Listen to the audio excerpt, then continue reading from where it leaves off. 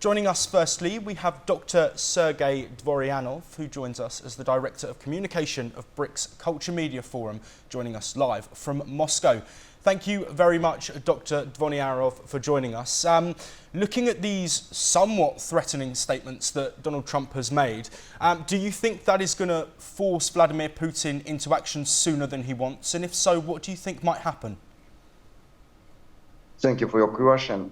First of all, I can tell that dialogue with Russia will not be built on pressure.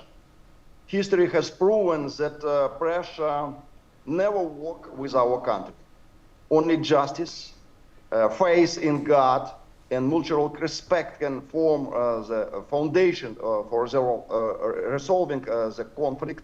And I can see that Donald Trump has an opportunity to be a real historical leader, and he can build a friendship relationship with our country, which will be based on the justice and mutual respect and understanding of the situation which was happened in Ukraine.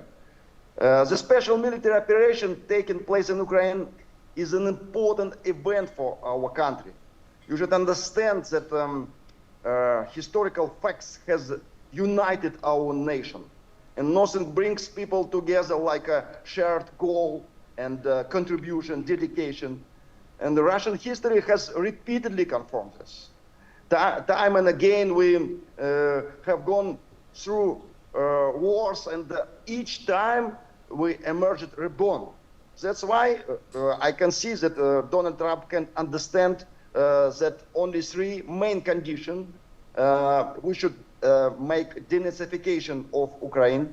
We should join our historical territory with Russian population back to Russia. And we should prepare some law where Ukraine never and ever can be a part of NATO. With these three main conditions, of course, we are happy to start with a peacemaking dialogue. Also joining us is Professor Alexei Haran, a professor at the Kyiv-Mohyla University in Ukraine. Thank you for joining us, Professor Haran. I'd like to get a response from you on the previous statements made by our guest there in terms of the three factors that Russia are looking for in any deal. Not joining NATO, also territory that's been taken, staying in Russian control. Do you think that's something that Vladimir Zelensky and the people of Ukraine would be happy to do to end the war? Look, what is happening right now is Russia is waging war. It's not special military operation. It's a full-scale war, which is unseen in Europe since World War II. Please understand it. The whole country is bombarded. The capital, Kyiv, is bombarded. Just imagine if your capital is bombarded almost every day. So you need to understand what's going on. So it's clear that Russia is aggressor. Lots of civilians are dying, almost every day. And now regarding so-called Putin's condition, what Putin is saying? Putin is saying that I can take the territory from any other state, join it to Russia, and annex it. Is it acceptable?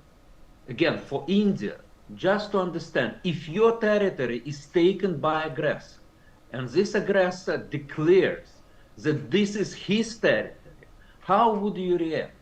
So I think if the international community will accept this fact, and I'm sure it will not accept it, never ever, then it would mean that any nuclear power can do whatever they want. They can seize the territory of the neighboring state, proclaim it to be theirs, and continue the aggression. So that's what's going on in Ukraine. So that's why this is totally unacceptable. The annexation of Ukrainian territory is totally unacceptable, not only for Ukraine, but also for international community. And again, I am pretty sure that international community never ever will accept. And finally, regarding the so-called neutrality, look, Russia attacked us when we were a neutral country, when we gave up our nuclear weapons. Our nuclear weapons was the third largest in the world, and we gave it up in exchange for guarantees of our territorial integrity. And Russia violated it brutally. Brutally. And again, when Russia attacked us, we were officially non-nuclear state. So this is aggression against the country, Ukraine, which has disarmed, which get rid of nuclear weapons, and against neutral Ukraine. Again, the war started in 2014. We were a neutral country. So it means that Putin will attack in any case. We declare neutrality, we do not declare nuclearity.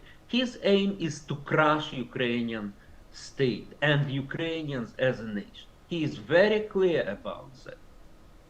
Yes, and Dr. Dvoryanov, looking at Putin's want to attack and continue making gains in Ukraine, there are reports coming from Ukraine that around 1,000 North Korean soldiers have died. What's being reported in Russia relating to North Korean fighters involved in the war? First of all, our advisor of Vladimir Putin, Mr. Ushakov, he commented about Donald Trump statement and policy regarding peacemaking dialogue, that we're happy, we're very open to start with a peacemaking dialogue. But first of all, we're looking for the real long-term dialogue which can bring real peace in Europe. Even before our special military operation, our national leader announced a lot of times that our condition to bring peace is just to prepare possibility for the Russian population to develop their own culture and spiritual identity in the eastern part of Ukraine. But unfortunately, we can see that Mr. Zelensky, he promised to his nation that he will bring peace, but he started to increase war and bring this aggressive action to eastern part of Ukraine. That's why we should, of course, reply. We should, of course, reply that it's based on the justice, it's based on the moral value, on universal principles. I want to, sorry to interrupt, Dr. Dvoryanov. We don't have too much longer until we need to move on. I just want to get a response from you, Professor Harun. The word peace being referenced there by Dr. Dvoryanov.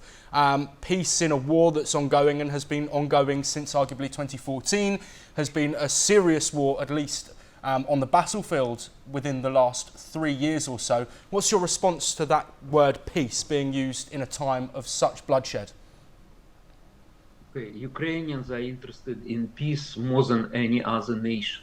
But the problem is that Putin doesn't want peace. What Mr. Dvoryanov is saying is a total lie about so-called aggressive Ukraine that Russia had to respond. This is a lie. Always talks about Russian population in Ukraine. Yes, we have Russians, but we are fine with them. But in Ukraine, nobody wants, to be part of Russia. So what Mr. Dvoryanov is saying, this is repeating lie which coming from Kremlin. Okay, so if we are talking to peace, the peace would mean that Russia should withdraw its forces from Ukraine.